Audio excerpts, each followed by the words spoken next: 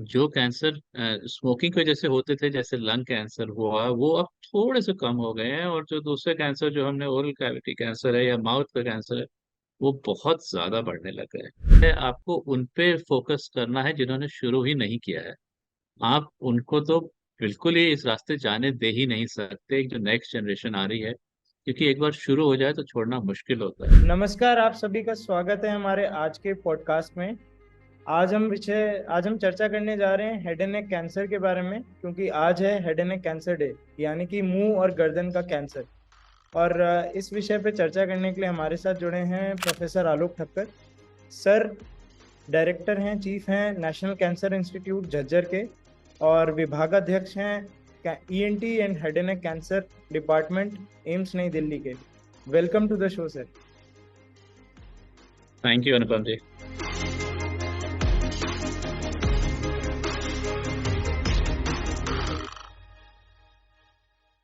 Start करते हैं podcast. पहला सवाल मेरा आपसे ये रहेगा सर कि 30% कैंसर जो हिंदुस्तान में होते हैं वो हेड एंड नेक कैंसर होते हैं, यानी कि मुंह और गर्दन के कैंसर।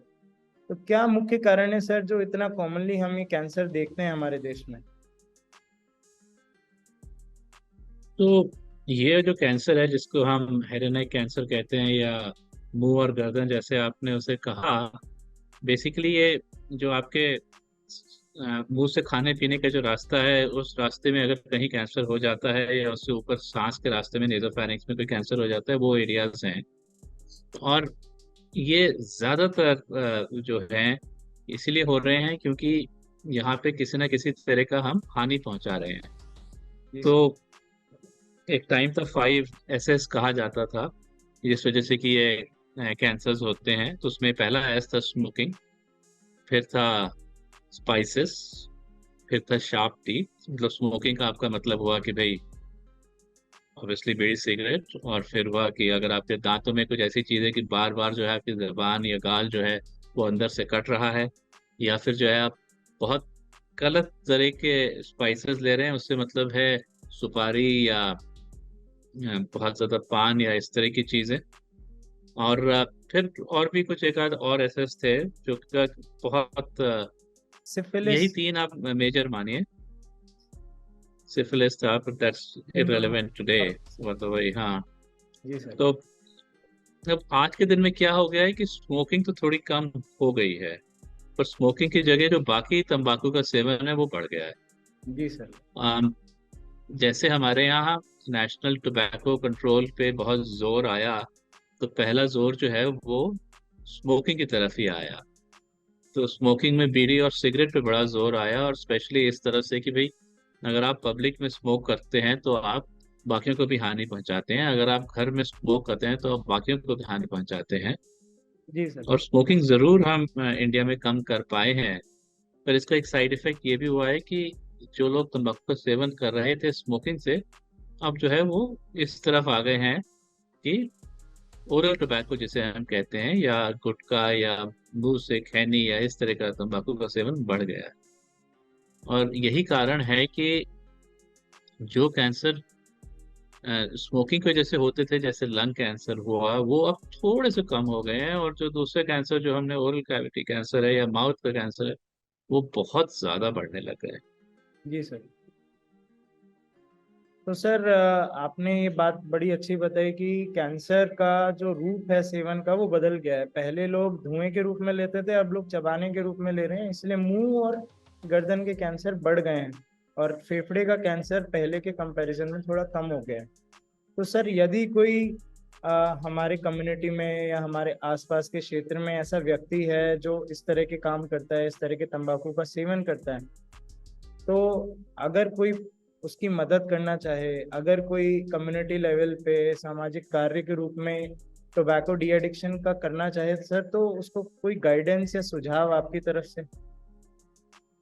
तो आपने बहुत अच्छी चीज कही। आपने कहा कि भाई अगर ये सारे कैंसर इस वजह से हो रहे हैं कि भाई तंबाकू के सेवन से हो रहे हैं, तो फिर इसी को कम करिए, जड़ से ये कम होगा। मुश्किल सिर्फ ये है कि शायद ये समझ नहीं बन पाई है कि तंबाकू का सेवन या टोबैको जो है वो बहुत एडिक्टिव है, इसकी लत पड़ जाती है।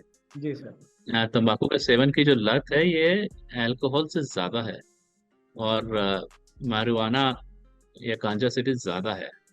अगर कोई तंबाकू का सेवन कर रहा है तो उसको छोड़ने में जो मुश्किलें आती हैं वो ज्यादा हैं इन सब चीजों से। और यही कारण है कि जो एक बार शुरू हो जाता है तो बहुत मुश्किल से छूटता है। जी। तो बेसिकली तो जो है आपको उन पे फोकस करना है जिन्होंने शुरू ही नहीं किया है। आप उनको तो बिल्कुल ही इस रास्ते जाने दे ही नहीं सकते, जो नेक्स्ट जनरेशन आ रही है, क्योंकि एक बार शुरू हो जाए तो छोड़ना मुश्किल होता है। मैं ये नहीं कह रहा कि असंभव होता है, पर मुश्किल होता है। और ये समझ लेना बहुत जरूरी है कि ये इतना आसान नहीं है छोड़वाना। जी सर। लेकिन अगर आपने मन बना लिया है कि भाई आप छोड़ना चाह रहे हैं, फिर जो है उसके कई रास्ते हैं। और पहला रास्ता होता है कि भाई आप मन बनाएं और फिर उसके लिए कुछ ऑल्टरनेट रिप्लेसमेंट ढूंढें। अगर आपको तंबाकू की जरूरत पड़ती है तो आप तंबाकू ना लें, थोड़े दिन लौंग ले लें, इलायची ले लें। अगर आपको ये है कि भाई शाम को मुझे काम के बाद थोड़ी देर इसका मन है, तो आप वो ना लें, आप नींबू पानी ले लें, आप बाहर घूमने चले जाएं, वॉक कर लें, किसी जानकार से थोड़ी दो चार बातें कर, मतलब आप अपने स्केड्यूल में उसकी जगह कुछ और काम लें, उसको रिप्लेस करें किसी और तरीके से। वो टाइम करें जिससे कि आपकी जो चाहत है उस टाइम पे तम्बाकू लेने की वो कम हो जाए।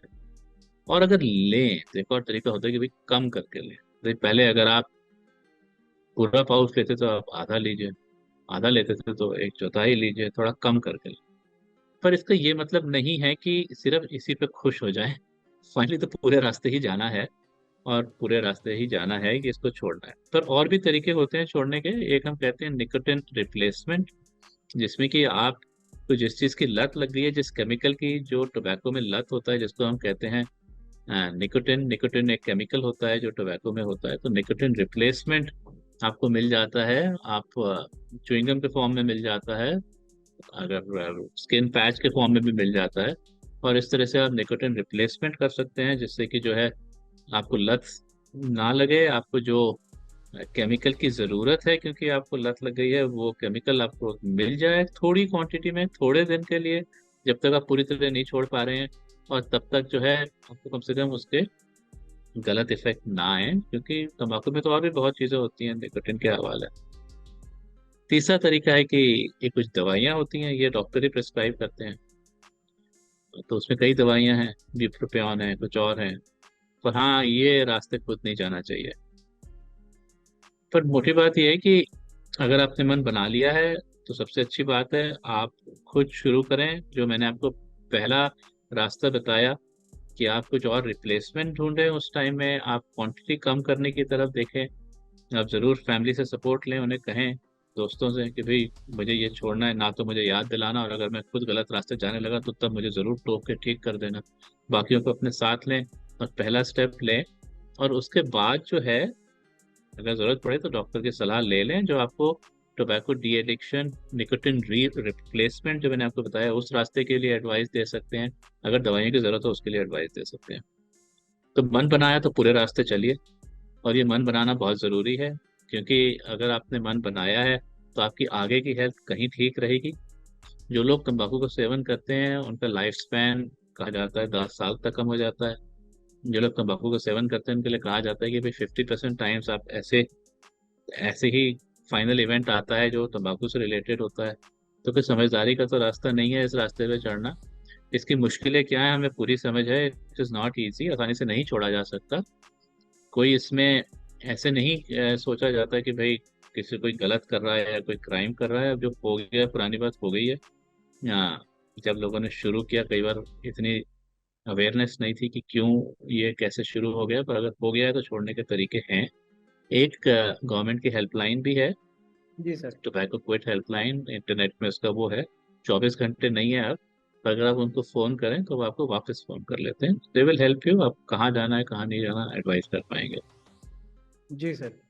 तो सर आपने ये हेल्पलाइन का मेंशन किया, हम लोग ये हेल्पलाइन का डिस्क्रिप्शन अपने इस वीडियो के डिस्क्रिप्शन में मेंशन करेंगे, और यदि किसी को ज़रूरत है तो प्लीज़ आप उस नंबर को रेफर करिए।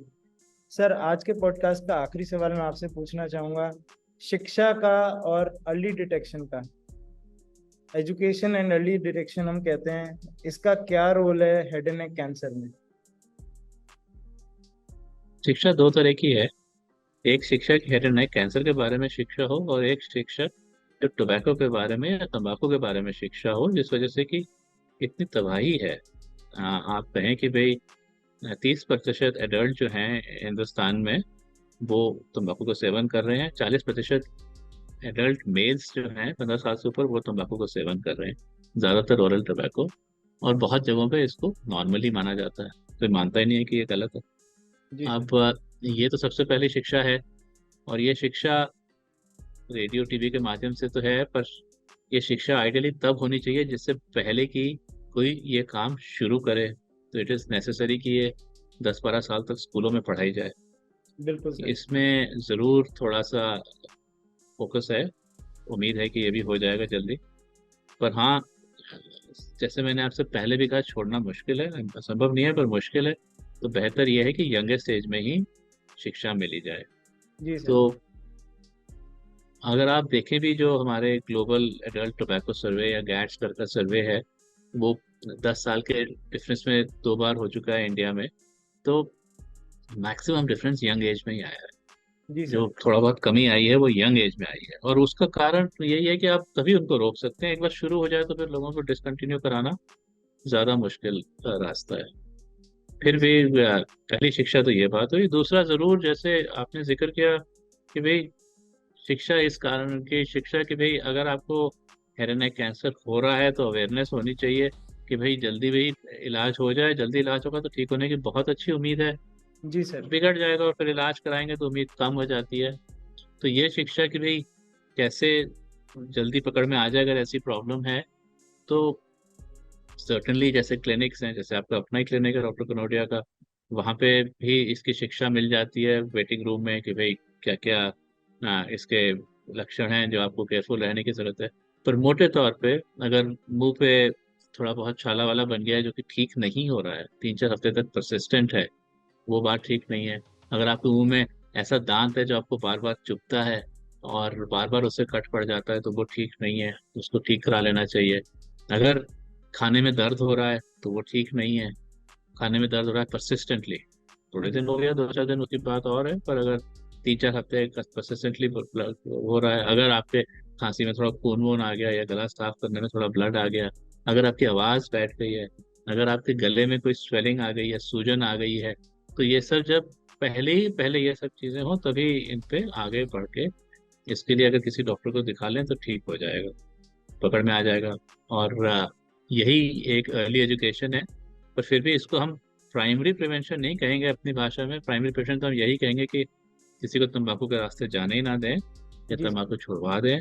जी सर। सेकेंडरी प्रिवेंशन है कि भाई जल्दी पकड़ में आ जाए, जैसे कि हम टाइम से इलाज करा लें और बीमारी ठीक कर लें। जी सर।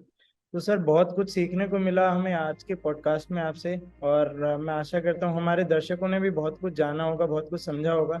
यदि हर दर्शक अपने आसपास के एक व्यक्ति को भी तंबाकू छुड़वा सकता है तो मेरे ख्याल में ये पॉडकास्ट सफल पॉडकास्ट कहलाएगा। और head and neck cancer day पे इससे बेहतर क्या हो सकता है कि आप अपने आसपास किसी को तंबाकू से मुक्ति दिला सकें।